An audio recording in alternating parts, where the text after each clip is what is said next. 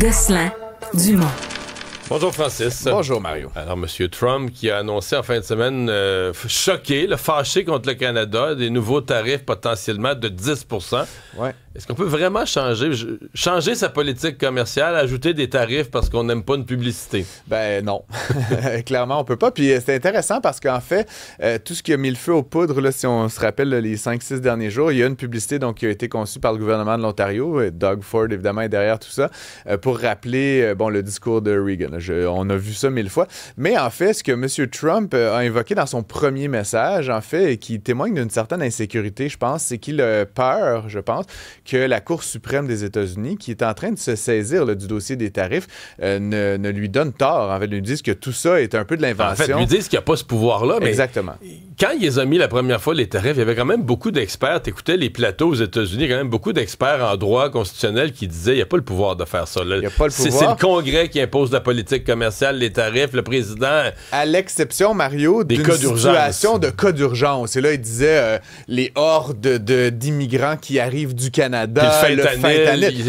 Il a utilisé l'argument de l'urgence, mais qui n'était pas réel. Là. Et j'ose croire qu'une Cour suprême, même si elle était en partie inféodée à Donald Trump par raison des nominations partisanes qui ont été faites au cours des dernières années, reste quand même raisonnable. La Cour suprême, c'est quand même des juristes de haut vol et bon, des fois, ils ont fait des petits entourloupettes autour de la Constitution, mais là, clairement, de manière très évidente, il n'y a pas objectivement de situation d'urgence. Et là, ce qui est intéressant pour moi, Mario, c'est qu'en fait, il rajoute 10 %. Et là, il fait la démonstration là, ce week-end qu'en fait, tout ceci n'a rien à voir avec une urgence. On va s'entendre, la publicité n'engendre aucune urgence. Là, mais la relation commerciale Canada-États-Unis, mettons, l'année passée, là, est au beau fixe, bien tranquille, oui, on commerce. On pourrait imaginer qu'il y a du fentanyl ou de l'immigration, puis on peut se disputer sur les proportions. Tout le monde le dit, il n'y a pas d'urgence. Mais là, une publicité à la télévision, on va s'entendre que de toutes les choses que tu peux prétexter comme une urgence. C'est clairement pas une urgence. Donc, ce nouveau 10 %, en fait, je trouve, ne fait que montrer à tout le monde et ultimement à la Cour suprême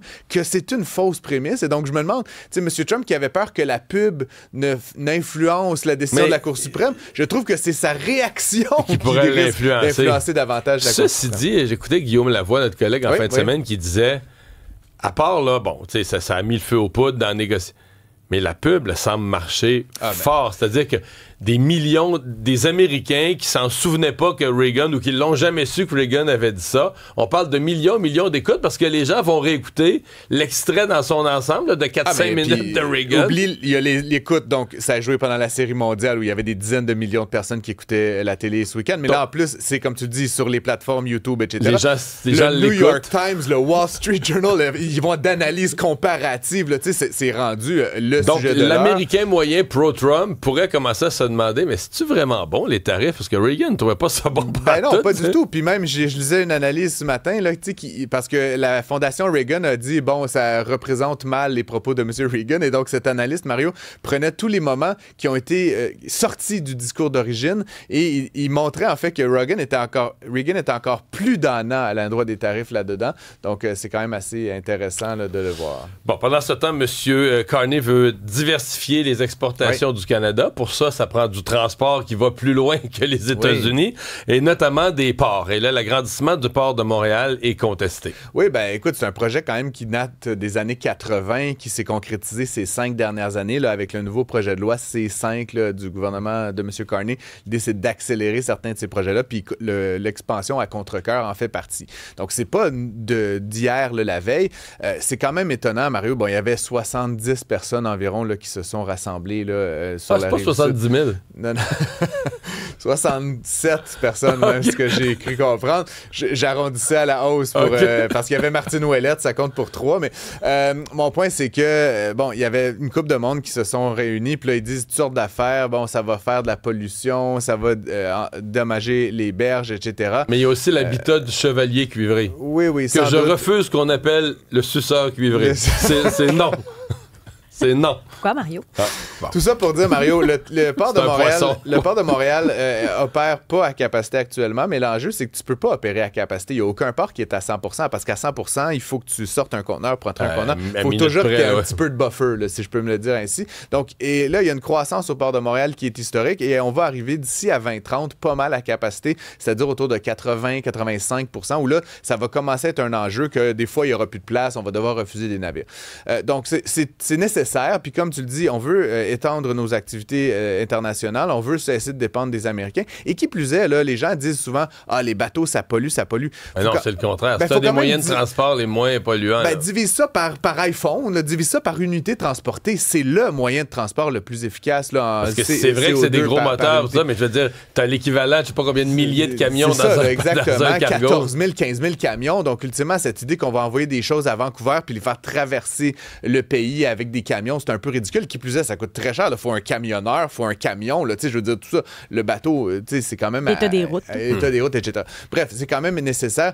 J'ai quand même l'impression, Mario, que c'est un gros pas dans ma cour, cette affaire-là. Puis c'est quand même un peu étonnant que ça survienne après 20-30 ans de projet, 5 ans de consultation publique. Je veux dire ça, pour le port de Montréal, j'ai été critique d'eux à certains moments, mais ils ont très bien fait leur travail. Là. Ça fait 5 ans qu'ils consultent la population.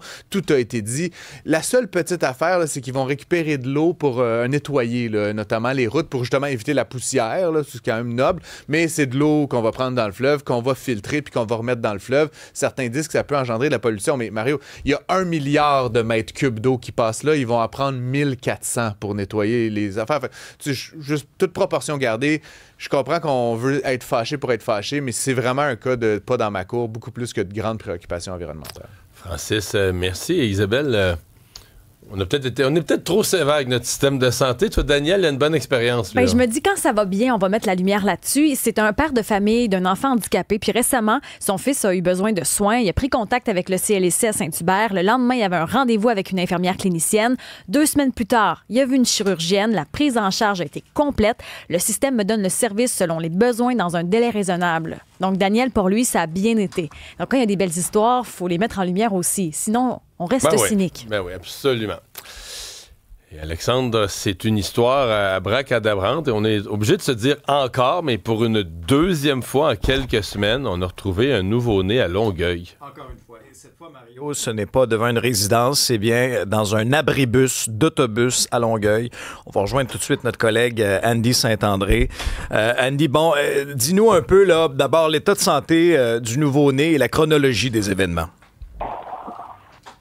La question est bonne. D'ailleurs, au moment où je vous parle, je viens de débarquer de la voiture. Je dois vous dire, le déploiement policier est très, mais très important. On est ici à l'intersection du chemin de Chambly et de Briggs-Est.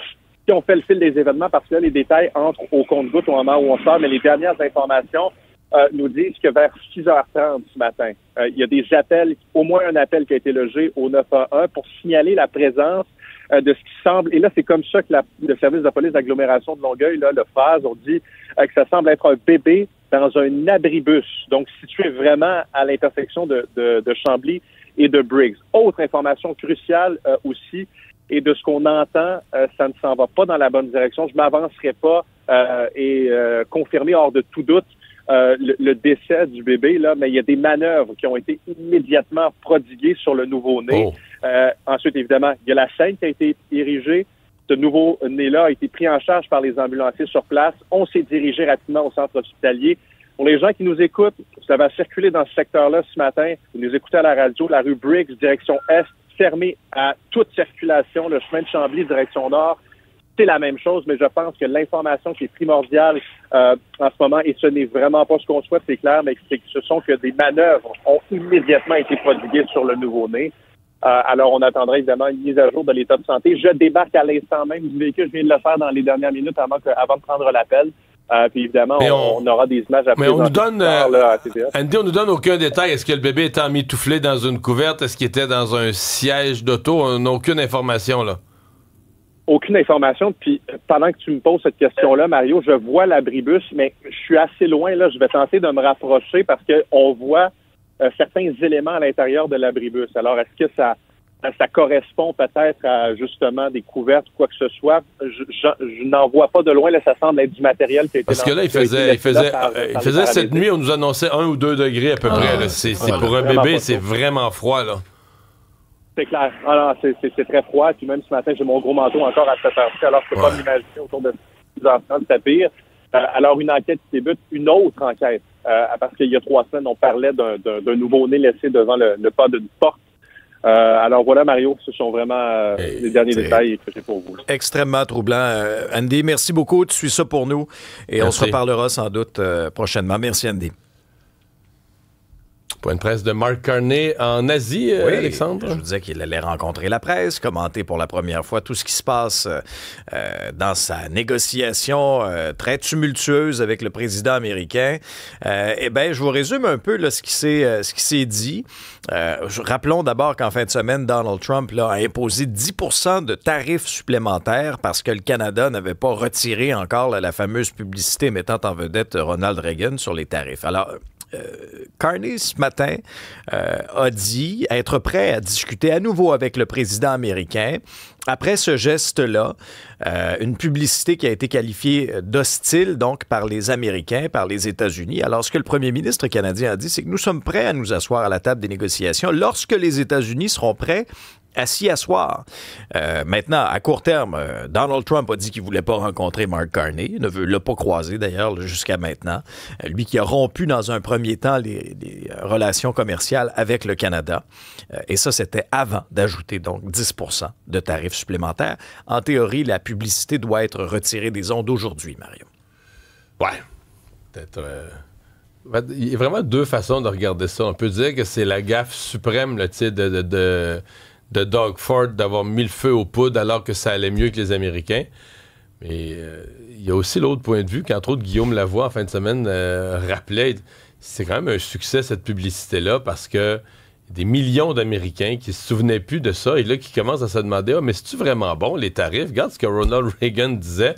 Le message de Doug Ford a quand même passé dans l'opinion publique aux États-Unis.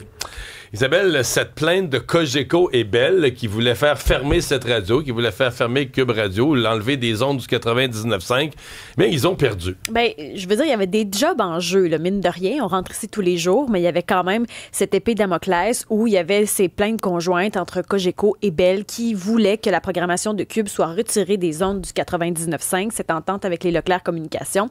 Et ça a été rejeté après 1 an de délibération du CRTC. Il y en a plein dans les dernières semaines qui mettaient de la pression pour cette décision du CRTC. J'avoue que quand j'ai entendu les différentes réactions, je me suis questionnée parce que je trouve que dans notre milieu qui est très précaire, à chaque fois que quelqu'un perd sa job, des fois c'est pour une question éditoriale, d'autres fois c'est parce que c'est des coupures de poste, ça fait mal au cœur, peu importe. Parce qu'il y a beaucoup d'animateurs, journalistes, de gens chez Cogeco que quand un hebdo ferme en région ou une radio ferme, là ils s'attristent, puis là ils se mettent la main sur le cœur, puis notre métier, puis les médias.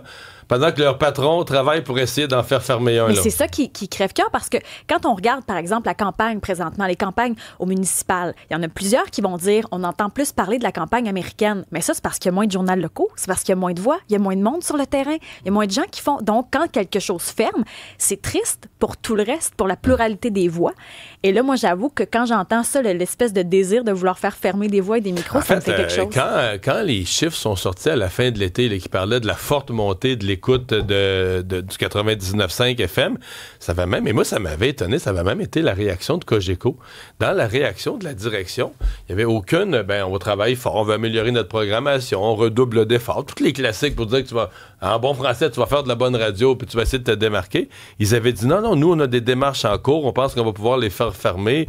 C'était ça leur approche, c'est-à-dire pour répliquer, là, on pense que là on va passer par un organisme gouvernemental puis on va pouvoir les faire fermer puis comme ça on va reprendre notre auditoire. J'avais trouvé ça, pour rester gentil, mettons, j'avais trouvé ça étonnant là, comme approche, comme angle. D'ailleurs, madame, la présidente de Cogeco, madame Jamais, on nous avait offert une entrevue, on nous l'avait, les attachés de presse, on nous avait écrit, on nous l'avait offert, on a dit oui, nous, avec empressement, mais là, ce matin, plus de nouvelles. On attend une réponse. On attend une réponse. Ben, c'est correct d'être irrité, c'est correct d'être agacé par un nouveau joueur, mais je trouve ça curieux quand même de vouloir faire fermer des micros. Alex, tu voulais réagir? On va faire de la place dans l'horaire, là. Il y a moyen de jouer avec ça, là. Elle est la bienvenue, certainement. certainement. La météo? Bien, la météo, c'est encore une journée de transition aujourd'hui pour certaines régions du Québec. Là, c'est beau sur le sud-ouest, mais tranquillement, on a des nuages qui ont de la misère à nous quitter. Après, ça reste une superbe semaine, le mardi et mercredi. Jeudi, ça se pourrait qu'il y ait un système qui nous apporte pas mal de pluie, qui pourrait peut-être perturber la cueillette de bonbons, la collecte de bonbons le 31 octobre. On suit ça parce que non seulement on a un système qui vient du Colorado, mais on pourrait avoir l'humidité de Mélissa, là, cet ouragan de catégorie 5 qui est dans les Caraïbes présentement. Je sais que chialer contre la personne qui dit la météo, c'est tirer sur le messager, puis c'est pas justifié. Mais à l'Halloween, ça le serait. Là. S'il fait pas beau à l'Halloween, les gens vont avoir le droit de t'écrire des bêtises. C'est une météo effrayante, horrible, qui fait peur. Mais là, en autant qu'on n'annule pas l'Halloween encore. Faites-moi pas ça. Oui, c'est vrai. Souvenez-vous du psychodrame? Et en plus, c'est vendredi, là, on peut pas... Non, OK, moi, je vais chialer sur l'Halloween. Il y avait plein il y avait plein de célébrations en fin de semaine. C'est bien correct, mais il n'y a plus rien le 1er novembre. Il y a plein d'affaires qu'il n'y a plus le 31 1er novembre. On a tout célébré en fin de semaine. Comment ça qu'on fait ça? Pourquoi n'attends pas le 31? On est plus capable d'attendre rien. C'est gossant.